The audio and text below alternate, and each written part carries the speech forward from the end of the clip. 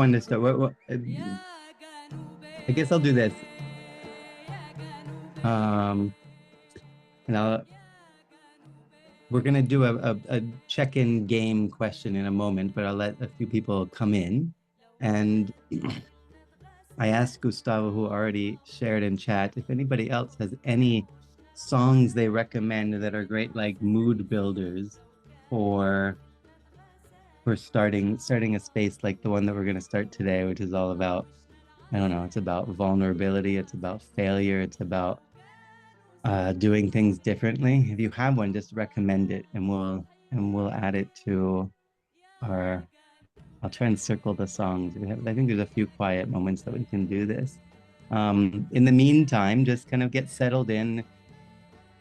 Those of you who are, I see a few familiar names, so some of you might be familiar with the style that I like to have, which is just, we like to see faces, we like to see smiles, we like to build relationships. And so if you are able to turn on videos, if you can't because of connection, that's perfectly fine. But if the only reason you don't have on your video is because you're moving around or because you have a bad hair day, my colleague always disagrees with me. She says bad hair day means no video, but I think it's fine. So if you have a technical issue and you can't turn your video, that's perfectly fine. But if you any other reason, we want to see you. We want to see you in your real space. We want to see um, how you're showing up today. We want to feel our connections.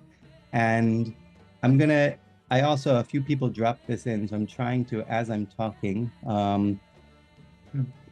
circle some songs that are being recommended for setting the mood for today. And then I'm gonna kick us off with a little game. So our game today is really simple. And what we want to do is just, well, you'll see a prompt in chat, which I think I'm seeing Ines is going to copy it in. We want to list everything we can do to ensure we don't change systems. So over the next few minutes, list them one by one. So don't make a long list and don't do it in like long sentences. Like a few examples could be like, let's see, and I'll ask Deborah and Kim to think of one or two examples as well. But like something that we could do that would be like a fantastic idea to make sure that the system never changes would be to never invite those who are most affected by the issues to any conversation. That'd be one example. Michelle, I see you wrote buy everything you want. So Deborah, I don't know what would be like one thing that you feel like would be like this is like the absolute worst thing I could do to make sure systems don't change. Well, only keep people that I know in the room. Like whoever I'm working with, just only speak to people I know. Exactly. Kim, what's another one? I love not listening, or even better, listening but not hearing, pretending to listen and taking nothing into account. Those are great. I'm gonna write these down. All right, so our goal here is to get as many ideas as possible, and the ones with the worst ideas are going to be the winners. So your goal is to like think of really like we want to yeah, we're gonna list the classic ones that we know happen, but like really the absolute worst ideas that you can think of. So if you're just signing on, I'm gonna copy this into chat a few more times and repeat it. If you're already here and you got the instructions, then just play and you can start ignoring me. We're playing this game where we list everything we can do to ensure that we don't change systems. So the most ridiculous, terrible, worst ideas that we can possibly think of. I see like not learning from only learning from best practices. I like that one. Removing arts from schools. If you can't think of any, feel free to read others and react, because reactions are going to show us who is getting the worst ideas, and that will help us see kind of which ones are winning. The winner here, if you didn't hear me say it before, is the ones that, oh, I love that, Deborah. You're you're getting to my failure. You're prodding my failure story. I assume change comes from a toolkit. Um, the worst ideas on here are the winners. And as you're reading, also think of the ones that you think are like the absolute worst ideas. And we're gonna do some nominations in a minute. So we're gonna allow like 1 more minute for this. So now like we just want to be as ridiculous as possible.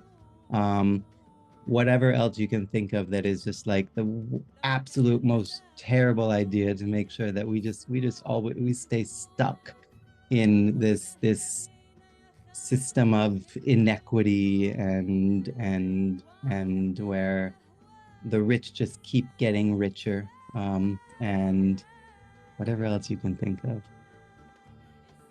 Let's just stay silent for a moment, because I think everybody's heard the instructions a bunch enough times.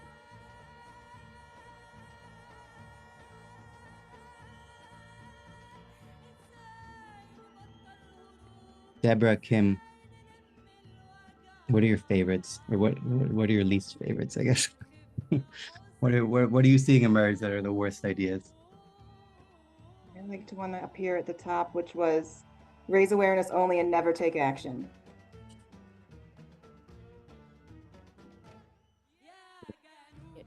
Partially linked to my own failure, which I'll talk about in a second. Give out tiny amounts of money for a short period of time. Expect the moon on a stick. I like Kim's bonus if you have 6 to 12 month time frame to do it. Yeah. I'm going to ask maybe, because we're going to leave maybe 30 more seconds, although I think things are going to keep coming in because we built up a rhythm. But like, I don't know, 1 or 2 people, do you want to unmute and say ones that you see that you're like, these I just love, or I just absolutely hate these? Just invite two voices. I want to hear 2 voices, especially voices I don't know. I see some familiar faces, but your voices I know, so I want to invite some voices who I haven't ever heard before. Just unmute and say it, like this one looks great, or this one looks terrible.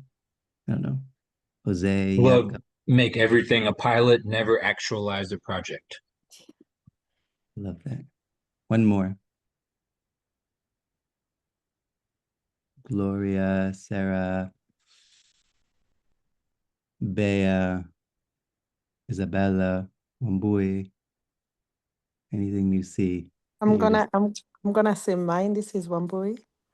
uh-huh. Require approvals from 7 different offices and one person is on leave. It's great. Oh, that's so classic. Um, Feel free to add a few more, but we're gonna move on. So today's space, because obviously this is part of Catalyzing Change Week, which I've been doing Catalyzing Change Week for years. But I'm really excited to be doing this session with Kim and Deborah, who are new relationships that I've just formed in the past month, thanks to Ines, who weaved us together. And today's space is it's gonna be very hands-on. We're gonna start with some storytelling, but then the second half of the session, we're gonna have 3 options to move into breakout workshops, which we'll introduce later. And it's all about how we can be doing things differently. So we're gonna try and create a space that is very humble, where we are vulnerable with one another, where we are honest, and where we're trying to push ourselves to, whether we've been doing networks and movements or systems change work for years, or whether we're just discovering it now, push ourselves to act differently. And we thought the best way to do that, so we're going to come back to this game that we just started in a bit, but we thought the best way to do that would be for each of us to share a story, of something we've been doing wrong in our own work. So me, Kim, and Deborah, around systems change. And what I'm going to invite everybody else here to do, is to take, I love to do like stuff that keeps our hands off the computers and our eyes off the computers and allows us to really listen. So take a pen and a paper, or a marker or colored pencils or whatever you want, and just get ready to just draw what you're hearing as you listen to the 3 stories that are come through. No judgment. The drawing, you don't have to share. Don't worry if you're the worst drawer ever, but just kind of, it could be scribbles, it could be, sunrises, it could be like the world burning, whatever comes to mind as you're listening. But just use take a moment to kind of like get outside of our thinking minds and see what emerges from the stories through actual images for you. And Deborah and Kim, I didn't tell you this, but I like to use a little I'm gonna put on a timer for us. Actually, I don't because we're not on my Zoom, so I don't know if I have this app. Maybe not. I have Um, it. I have it. you do have it. Okay. Maybe I do. No, I have it as well. Okay, yeah, because it's okay, perfect. So I'll put on a timer. And then also once we get towards the end of our story, I'm going to put on a little turtle on the screen that you'll see, which means kind of like start slowing down, getting to the end of your story. I'll put on a 4-minute timer, but we can speak, 4 minutes and 30 seconds, a little bit more if we want. And I don't know, who would like to start, Deborah or Kim? You go ahead, Kim. Go for it. Happy to. I'm always happy to talk about my failures. They are many, and they have come up quite a lot in the last 3 or 4 years that I've been running this initiative called the Time Initiative, which stands for Transforming Institutional Models for Equity. And what it does is it helps individuals and organizations and networks navigate this disruption that we're in right now, to build equity by changing by design, not by default. So that's the initiative that I run. When we first launched it, we thought like, okay, we've cracked this code. Something is shifting. It started with as being called Transforming INGO Models for Equity. And the idea was that if we bring in large international INGOs, and they could evolve their models and their mindsets, then the whole system would begin to shift. So they were one lever of change. And so what was interesting about it was started by the INGOs themselves. They came to us, not because a donor told them to, but because they really knew that the system had to change and they believed in it. So the thinking at the time was, if we can have the hard conversations about power and equity and what the real role is, and if we could kind of come to an understanding about where we were and where we would need to go, then change would obviously follow. And for a while, we thought it was working. There was a lot of energy. There was a lot of hard conversations. There was this kind of sense that we were doing something. We thought that having conversation would equal change. And when it came time to act, like for the organizations to actually put skin in the game, to try something new, that's when the energy changed. Everyone still agreed that it was the right thing to do in principle, but there were all these excuses about why we couldn't move. It was never the right time. There were budgets, there were boards, there was donors, different priorities, not enough staff, all the things. And so I realized through many of these different conversations that we had been trying to orchestrate this transformation kind of from the top down. And we really thought that if we could align enough people that were smart and well-intentioned at the top, it would trickle down and change would follow through the system. Systems don't work that way. So you can't manage emergence. This is my hard lesson. You can only tend to that emergence. But there was another, even in just thinking about this story, there was another deeper assumption that we made that was wrong, that I didn't see for quite a while. And this was the fact that the theory of change rested on this belief that those in power are going to voluntarily give up some of that power just because they believed it was right. And they truly did believe it was right. And some were actually very brave. They did change internal structures. Some of them shifted resources. Some of them made hard choices, but all of that was alone in isolation, not in coalition. And so the system didn't shift. And the energy kind of stayed concentrated at the top. So this was a moment when we realized that our model was way too linear. We thought this was going to be an A to B, not in a complex systems moment. We were thinking, talk to action was going to be linear when really real transformation happens through connection, experimenting, trying things. And so looking back, I use the analogy, it was like we were trying to light torches at the top of the hill and thinking the light was going to spread. But really what I'm realizing now is that what we really need to do is regenerate the soil underneath. We need to nurture the connection. We need to build trust. We need to try small experiments that are going to take root where there's energy. And this is what I'm continuing to learn the hard way. through constant pivoting over the last 3 years is that you can't orchestrate transformation. You can only cultivate the conditions for it. Change is not about alignment. It's not about control. I feel like I'm getting pulled off stage, Brendan. And so what I'm doing right now is really learning myself about how to create space for emergence. That's my failure. That's my story. Oh man, I love it. I love hearing it in person. Um, Deborah, do you want to give a quick response and then share your story? Well, I mean, so much of it resonates with me. That's, if to be honest, if you're not doing systems change right unless you accept failure. That's my main comment, because you're constantly learning and adapting, but the system doesn't allow us to do that. So, well, let me go into my story. So I'm one of the conveners of the Ringo project, reimagining also INGOs, but it's quite a bit broader. We try to shift power and resources in the system to build a more equitable civil society, working across development, human rights, environment, peace building, local and national CSOs, funders, academics, basically the system. And I am a really impatient person. My background's actually advocacy and campaigns. Um, but actually, funnily enough, funders are quite impatient too.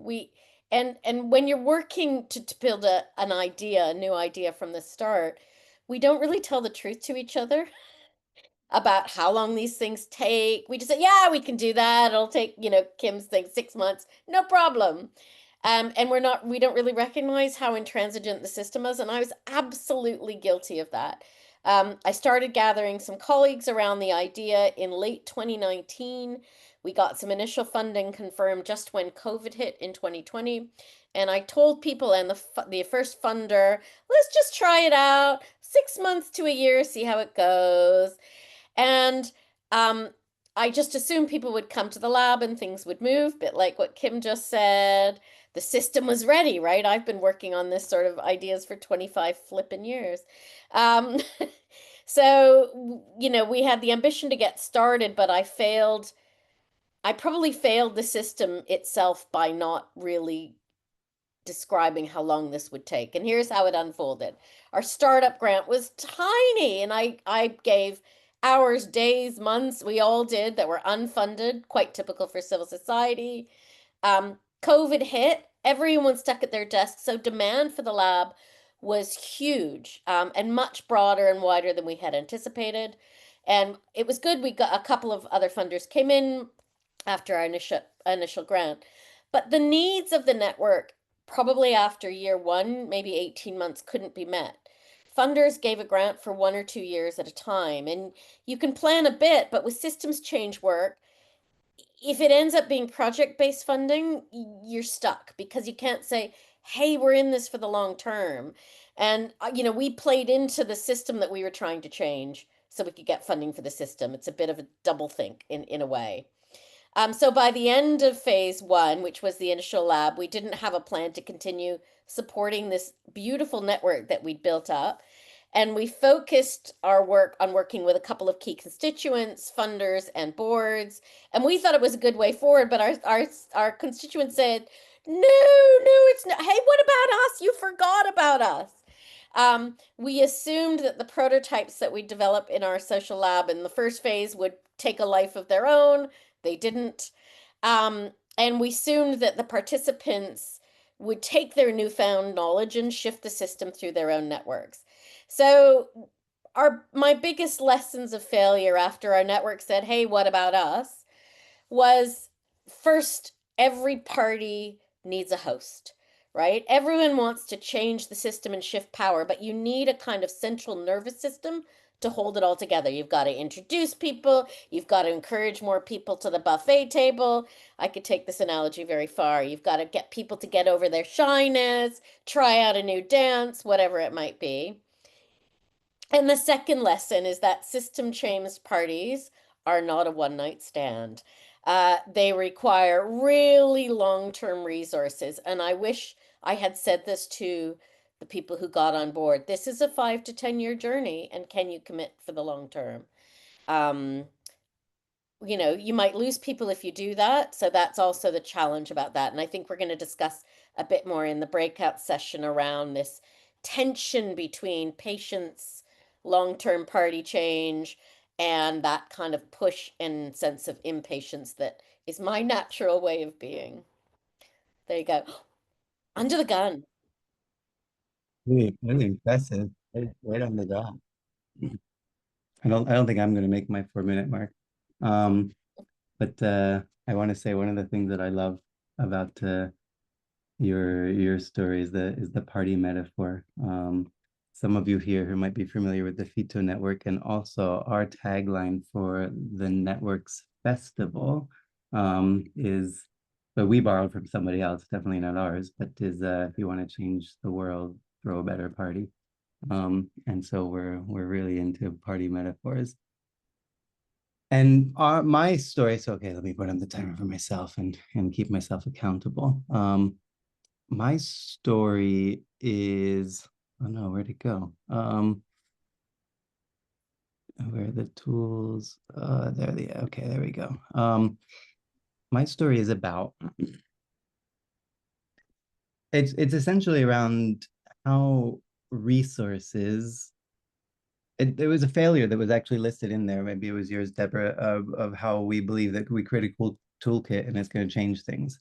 And Fito has spent we've been around for a few years, and we have spent a good chunk of our foundational years kind of looking at what it's a network of networks that's kind of serves the field of networks and movements, and there's a lot more I could say about that. But one of the things that we spend a lot of time looking at is kind of what are the big needs in the field? What are people really asking for? What's not being filled? And then we bring together these incredible collaborative groups of people that are carefully selected and weaved and get along really well and have extraordinary knowledge to share to co-create something. And I think this is a really good recipe for moving beyond kind of a lot of the failures of like working groups and communities of practice and other things. And but I won't go into that.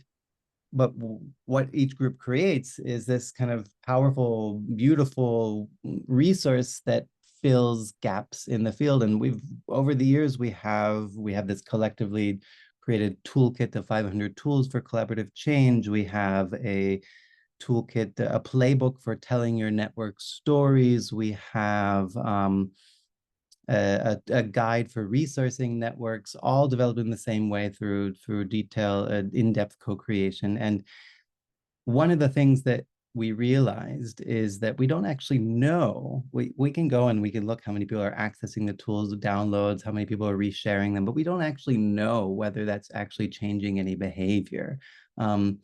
And to give a very good example, one of my favorite tools, actually, which was probably one of the ones we invested the most amount of time into, was what was called the weaving game, which was essentially rooted in a lot of research as to the capacities that a leader might need to take on a practice that is more rooted in weaving and relationship building and collaboration. And was set up through iterations and iterations of thinking about language and playfulness into this game that people can play, and to help them reflect on how to improve their own capacities and grow as individuals, as teams, as networks. And once we got it out there, the idea was tens of thousands of people would use this and change their habits. It was a bust. And there are reasons why maybe it wasn't accessible in terms of its length. But I think for me, one of the main things was that we didn't actually think about in advance, what is the process that takes a tool from being maybe downloaded, maybe somebody puts their email in and they're excited about it, to actually leading towards a way that somebody changes their practice and behavior. Because you can read and internalize information, but that doesn't necessarily mean that you have all the information that you need. Maybe you want to ask somebody else. A lot of our learning happens through relationship and through practice and through experimentation. Maybe you don't have access to anybody else in your team or your network who's willing to try this with you. Maybe you just like, it sounds good, but you're not in the right mindset to put it into practice because there are other building blocks that you don't have. And or maybe that you haven't even really found out about it because the people you have access to are not us, and we don't have access to you. And so to really shift the whole sector, we need dozens or hundreds of networks who are distributing to their own communities and internalize the practice and behaviors in their own way. And so, yeah, that's my I did 4 minutes, pretty good. I'm pretty impressed. Usually, I talk a lot longer. Um, so I'm gonna unspotlight us, and in a moment we're going to move into our 3 breakouts. Each me, Deborah, and Kim will each share what our breakouts are, and you can choose which one you want to join into. But I want to invite 2 quick exercises before that happens. One is if you drew, and you have your video on, if you could just hold it up, I'd love to see what some illustrations emerged. Like I said, if you're the worst drawer, maybe in the spirit of failure, the worst drawer wins. If you have blurred backgrounds, you'll need to unblur so we can see Gustavo's. I know Christiane is sharing hers. Okay, so we see a few drawings. Hold it up for a second so others can look at it. And if you didn't draw, then you can get inspired by other people's drawings. Thank you for sharing. And the next invitation is we're going to go back to our starting exercise. And I'm going to share in chat a link, and I'm going to leave about 2 minutes. Some of you might be familiar with the Liberating Structures game called Triz, or there's other names for this game. And the idea is we start by listing all of the things that we did wrong, or that we could do wrong. And then we actually test to see which are the things we are doing wrong. So I'm going to invite everybody to open up this document where I had AI quickly collate all of our terrible ideas into one document, and go through and put an asterisk next to all of the ones that you are actually currently doing in your work. I'll write this instructions in chat as well. So an asterisk, put an asterisk next to, I'll share my screen as well in case anybody can't actually see it. We'll just do this for 2, we'll move into breakout. So put an asterisk next to all the ones you're currently actually doing in your work. So like for example, there's one around the toolkit somewhere in here, which is what my story was about. So I'm definitely did this one. And maybe like, I don't know, Kim, let's also speak a bit out loud for these 2 minutes. So you can asterisk silently, but if you see anything on here as well that stands out to you, you're like, I'm definitely doing this, and 2 or 3 voices, whether it's Kim or Deborah or anybody else, are welcome to speak up. I can say I hesitated on the spend all our time checking out binging shows, because I wouldn't say I spend all my time on there, but it's a constant tension of how do you show up while also, you know, keeping going. And sometimes that does require us to check out. Mm. I'd just love to hear from other people, actually. Yeah, so would I. My analysis. So anybody who hasn't spoken yet, I mean, most of you haven't, so that's most of you. I don't know, like Christiane, Sarah, I'm just calling random people, Corey, Michelle, Gustavo, Isabella, Catherine, Lewis, Janice. Anything that you asterisked and why?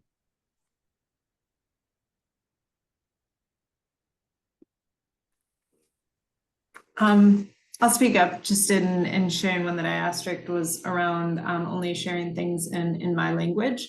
And you know, I have to admit I was sad to asterisk it, but it's true. And I think sometimes it comes to time, efficiency, comfort, vulnerability. And so but I think it's really important to be able to open up and give people, you can express so much more. And I'm always amazed how people can switch in between languages, like in this webinar right now. And I always think how difficult, like if you're thinking about complex things, you think in one language, and then the information is only being presented to you in a different language, and how additionally, your brain is working on these complex things and then also translating. And so I think being conscious of language and, tech offers us a lot of tools to be able to use it in different ways, but ensuring that, it connects with so many other things about listening, empathy, et cetera, that we have on the list. Like language is such a key thing,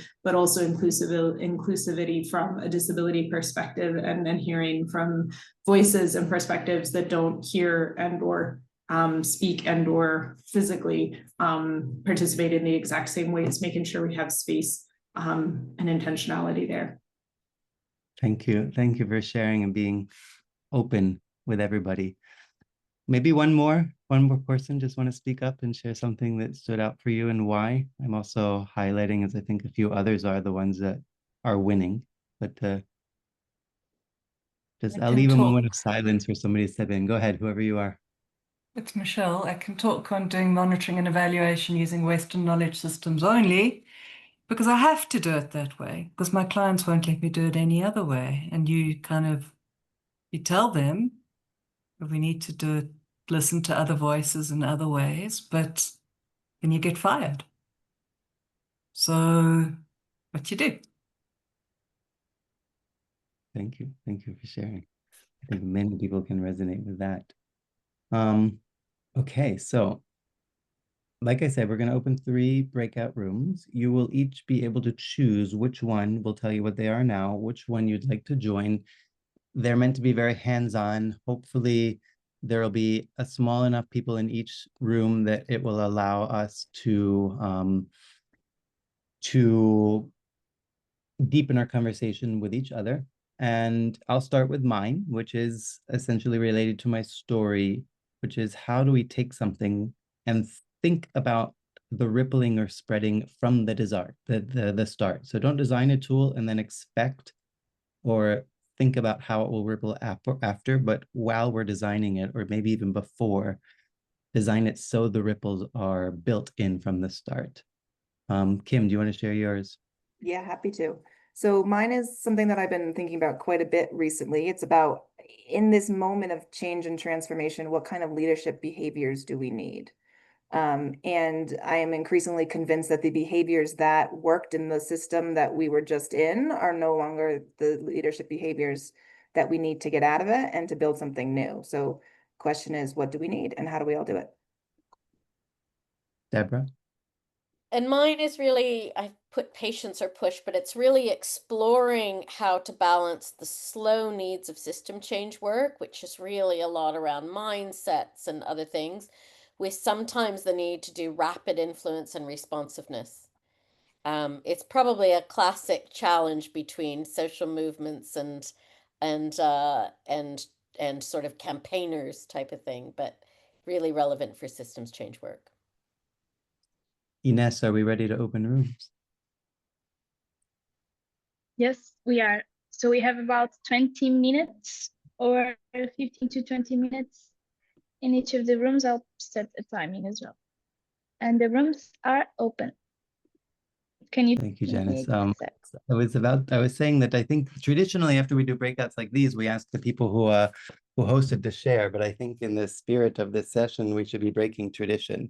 So I think what I'm going to do is randomly call on 2 or 3 people and ask you just to share something that has come up. And then what I'll say is like to preempt, there's 2 more things we're going to do. One is we're going to have everybody reflect in chat about tiny changes we can make moving forward that this hour together revealed. And then we're going to leave the space open for an extra 15 minutes. So if you don't have to drop off the hour and you want to hang around and just chat some more, there's something that really stuck to you. It's just an open space to just let out whatever you want to let out for 15 more minutes. I'm just sharing that invitation because if you really feel like there was something burning and you didn't get to say it, then that will be your time to say it. Yeah, so breaking tradition, I'm going to invite Jose and then Amelia, and then Sylvia. Sorry, random voices that I haven't heard. To just share in that order. Okay, Jose can't. Then maybe Randy, you can start instead of Jose. Something that emerged from the past hour together. Go ahead, Randy.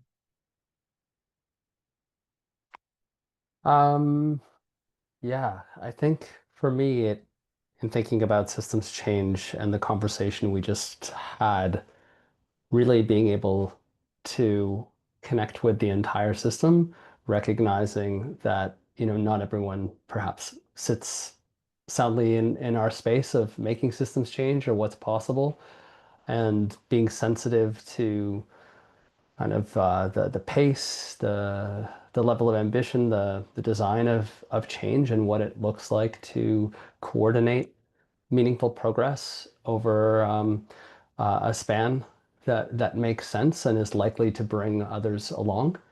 I think sometimes I forget that there's actually a proper phrase for this in the English language, something about ambition being the something of something else.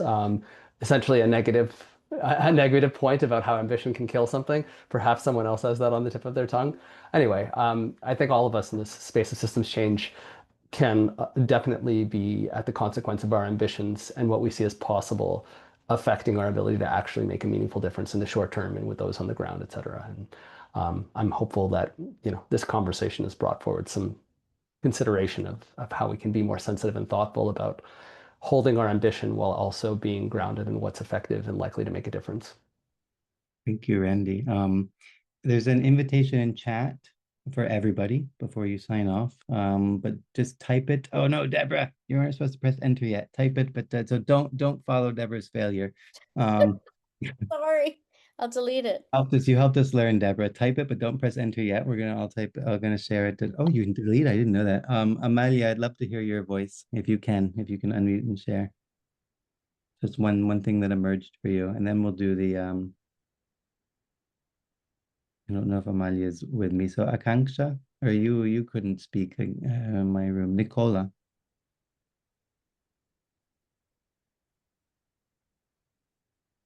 I'm calling in people who don't want to speak.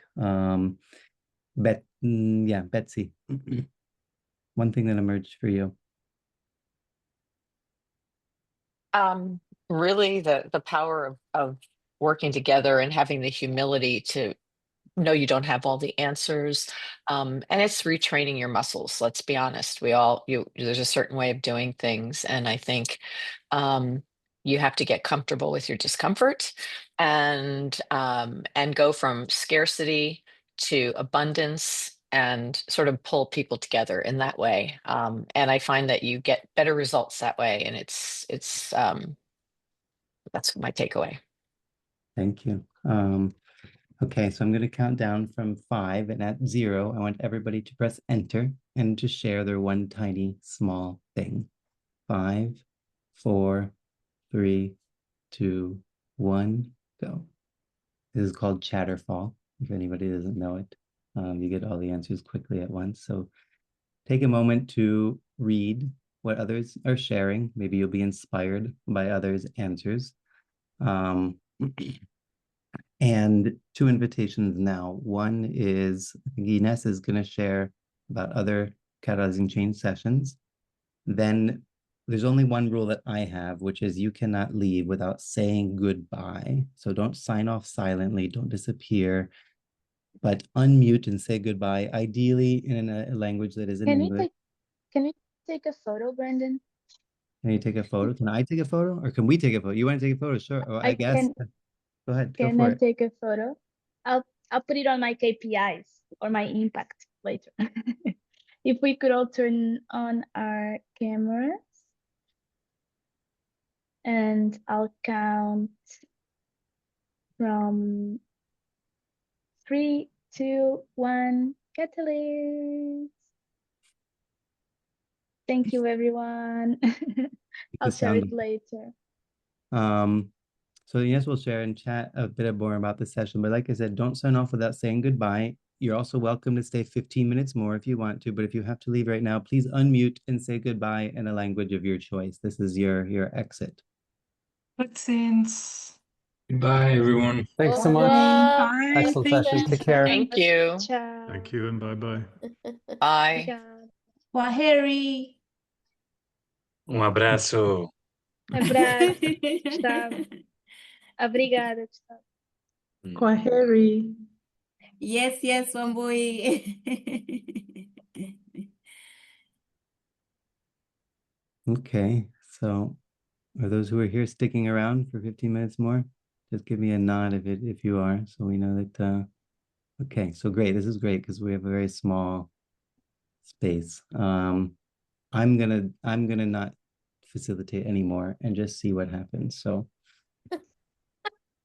whoever wants to share, whatever you want to share. Every party needs a host, Brendan. I've hosted, yes, but part of hosting is also setting the culture and then letting things go. And now I feel like I've set the culture, so now I think things can go. So no rules. There's probably some rules, but I think the rules we've already established, like yes, be respectful to each other, be vulnerable, be open, honest, whatever else. But what's coming up for you? What do you want to share? What stuck with you? What are you stuck on? And also Deborah and Kim, this will be a moment for us to also share what emerged from our workshops, because we're all curious about each other's workshops. But first, maybe we can let others chime in with whatever they might want to chime in with. I'll go first before I disappear, Dina. I just wanted to say thank you so much, Brendan. I love the way you have facilitated. I have not interacted with that really, really effective facilitation. So thank you. I love your energy, Deborah. That was so nice. And Kim, really nice. I thought about the dandelion flower when Kim was talking about how it starts so strong and then a small blow and we still have some, remaining. Just wanted to appreciate that. So Brendan, I'm going to be looking for you to give me facilitation tips with such effectiveness. That's all. I wish you well and goodbye. Kwaheri. Thanks, Wambui. Nice to meet you. Nice I to wanted meet to you. know more about what you do, actually. Oh, all right. I can do that. So, yes, little. So yeah, I'm from Nairobi, Kenya, and I'm a co-founder of TWI Fund. So TWI Fund is an organization that our main goal is just to empower grassroots organizations. So we work with organizations that are really, really at the bottom, who don't have digital blueprints or just really, some of them are run by individuals who they are projects of passion, if you may. So we work with those organizations. We've been doing this for 3 years, and that's why I really related to what Kim was talking about, just pivoting. So at first we started purely as that. Then we started growing and got capacity, so support, not financial, but skills. So an organization through an individual who then introduced the idea and the concept of a platform.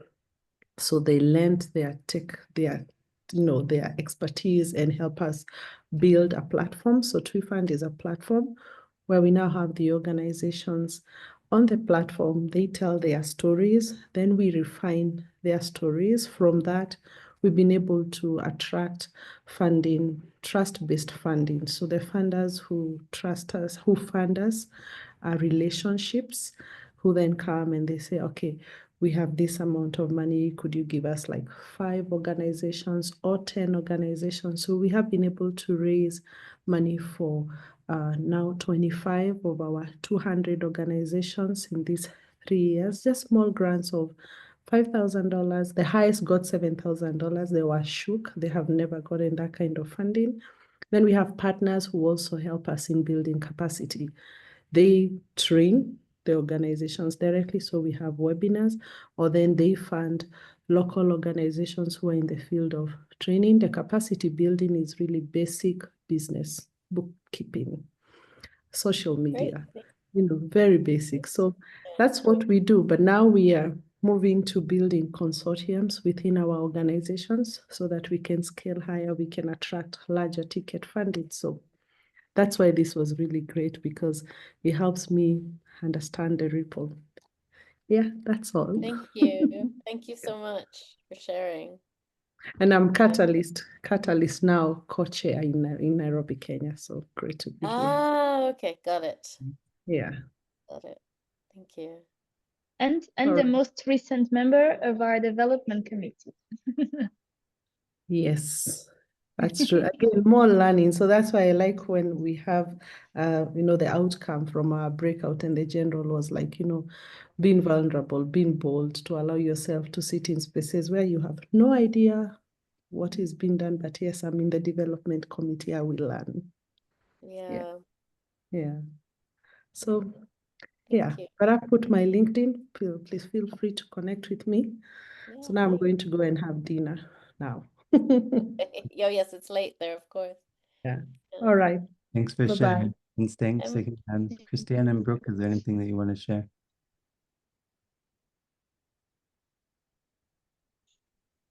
I'm just really appreciative of conversations about mistakes. So I was glad to be here and just wanted to see what was going to happen over the next 15 minutes. So. It's really funny, like funders, they say, tell us your mistakes, but then they don't really want to hear them. And No, it's a and bit it's like like in a job everyone has interview, you say, well, my weakness is that I'm impatient, right? You find something that can be spun either way. We didn't allow enough time for the conversation. But they say, okay, so tell us what you can do in another year. Again, they don't actually really want to respond to it. Yeah. It's like, it's like it's good to tell your mistakes, but in a way that talks about how you came back from them, or how you fixed it, or what you learned from it, or all of those kinds of things. And actually, I just feel like it's not really what we need right now, because I don't know, there's just so much that is happening that doesn't it's like we're not out of the muck. And so pretending that that there's like stories that can be told that are about how we like came back from a mistake, or all of those kinds of things, it just doesn't feel like genuinely what's needed in terms of like finding other ways of doing things. So I just appreciate it. In the messy middle. The messy middle. Tell us what Big Waves does. Oh yeah, we I think, like, I guess, it's sort of, think of it as sort of like doing some of the deeper relationship connecting work to support people and organizations that are doing systems change work to not be self-destructing quite as much in terms of a lot of the sort of more interpersonal dynamics and all of those kinds of things. So wow, interesting. Yeah. So a lot of mistakes, both ours and the people that we work with, for sure.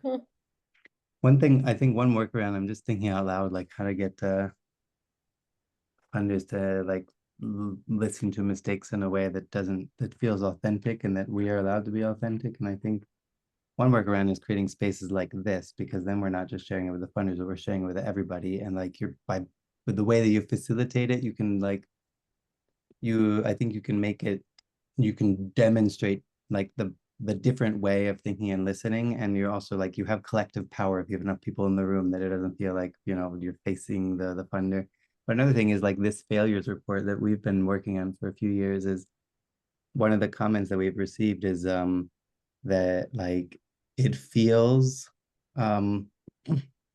written in a way that's like honest and authentic, and a lot of people resonate with it because they have the same failures, and it's also written in that way as a field level reflection. But it doesn't feel like these are things that we like how we fixed it. It doesn't feel like a fake failures report. And I think that kind of authenticity actually invites, in many ways, I think it's actually invites more resourcing, because it including human resource and many different kinds of resourcing, but it like that kind of like boldness and honesty put out there, rather than like sharing in a funder learning session, I think allows us to, like, the energy that you see that emerges from it and the responses, and it also gives us more boldness to say like, this was our failure, but this is also what people are saying in return. So when we do have those conversations with, I don't know, those are my first reflections, but because we've been really trying to experiment with this whole idea of, what I did was, I love that. I love that. I've been like, I don't know that I call them, I have many failures and I can rattle them all off. And what I often see them is, however, as tensions. It's like a tension of, this is what I want to do, but I don't know how to do it, or I can't do it, and this is why. And one of the things, kind of similar to what you just said, Brendan, is in one of the resources on the Time website, we have like a presentation deck, and at the bottom, I have a couple slides that just say, these are the critiques we're holding.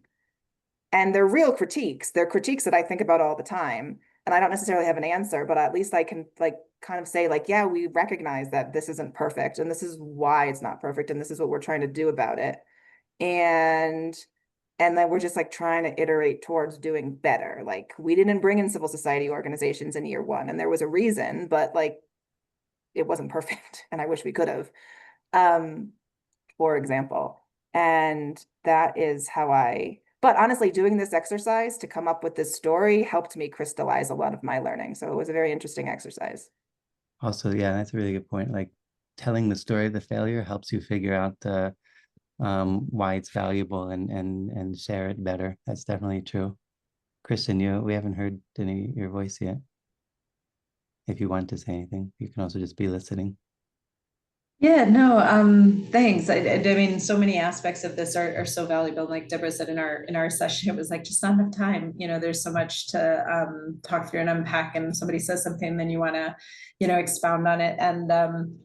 And yeah, I think that I think for me, it's really been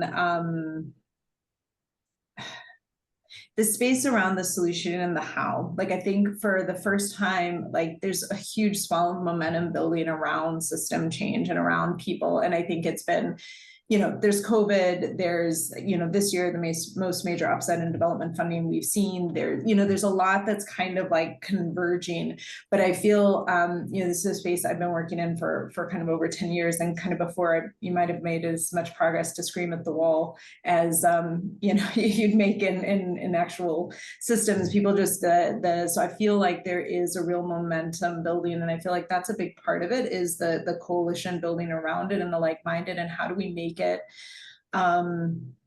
accessible in a language, and I don't mean language as in like English versus Latin or anything. I mean in just how do people access it? Because I think that, like I said, I don't think naturally people think in systems, even though we live in them and we operate in them all the time. People don't think in them, and so I think being able to look at how are we working together to make this accessible, so it doesn't seem like this far off thing. It doesn't seem like this is out of reach, or it's this abstract concept, or it seems, too big. And I think, so I think that that's a really key thing, that as a collective of how do we really start to use this momentum to develop shared language and understanding, and bring more people into this space who are still very far removed. I was talking to somebody the other day, and they're like, systems thinking is like a thing, like it's like a discipline, like you can get, and they were quite shocked by that. And so I think that's part of it. I think the other is,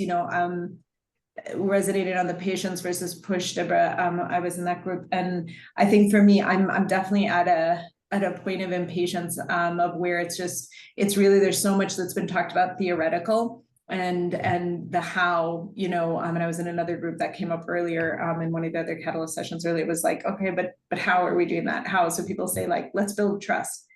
Okay, how?